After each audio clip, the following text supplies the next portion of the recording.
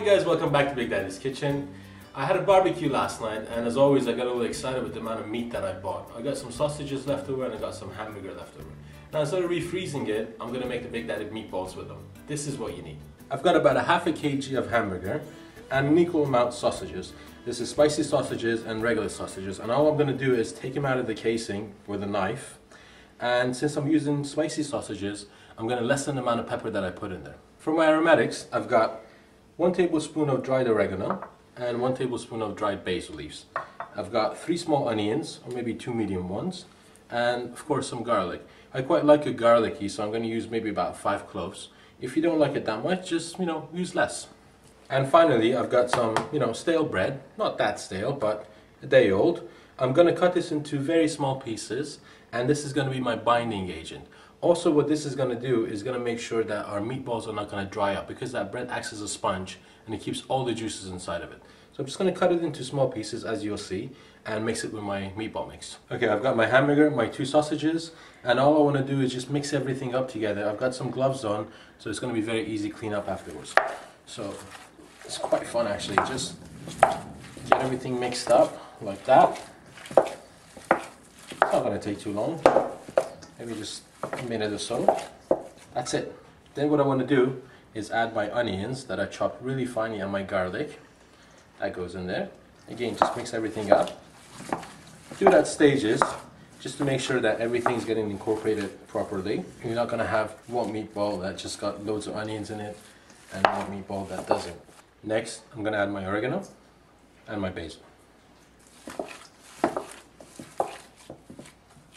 Last, I'm just going to add my bread, cut into small pieces, and slowly bring everything together. Bring everything together and salt and pepper it to taste. Not a lot of pepper again, remember we use spicy sausages, so you don't want to make them too spicy and not taste everything else. A little bit of salt, maybe a little bit of black pepper for flavor, and that's it. That's our mix. We're ready to start shaping them to meatballs and bake them in the oven. I've got a 1-ounce spoon that I'm just going to roughly measure like that, and then just kind of roll them up and bring them to a shape of a meatball. They're quite large, but Big Daddy meatballs, why not? So do this for the rest of your meatballs. I think this is going to make a good tray of them. Like that. No science to it, just kind of like that. Some may turn out bigger, some may turn out smaller, but it doesn't have to be perfect. Alright, I got 27 meatballs out of the whole batch. They're nice and big in size, Big Daddy way. I haven't used any oil or any grease inside my mixture or on the bottom of the meatballs. There's quite a bit of fat inside the sausages, and that's going to render off as they cook and prevent anything from sticking. I've used some aluminum foil just to make easy cleanup. You don't have to. I do. I don't like washing dishes.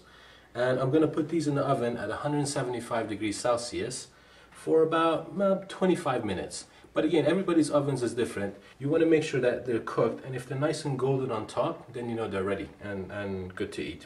Okay guys, the meatballs are done. They've been baking in the oven for about 25 minutes or so. As you can see, they're nice and golden on top, nice color on them. On the bottom, it's also crispy too. Good sign, everything is cooked through. You can see all that grease that's rendered off from them. That's from the sausages. Again, you don't need to add any more grease or oil into this. Everything that you want is inside of here. The way I would serve these is if you've got some pasta sauce, some Big Daddy pasta sauce, make yourself some spaghetti meatballs.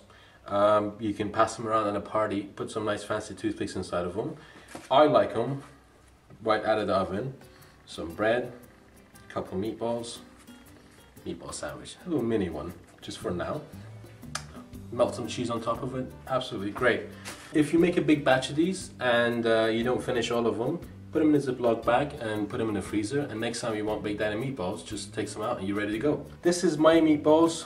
I hope you give them a try. I absolutely love them. And remember, never trust a skinny chef.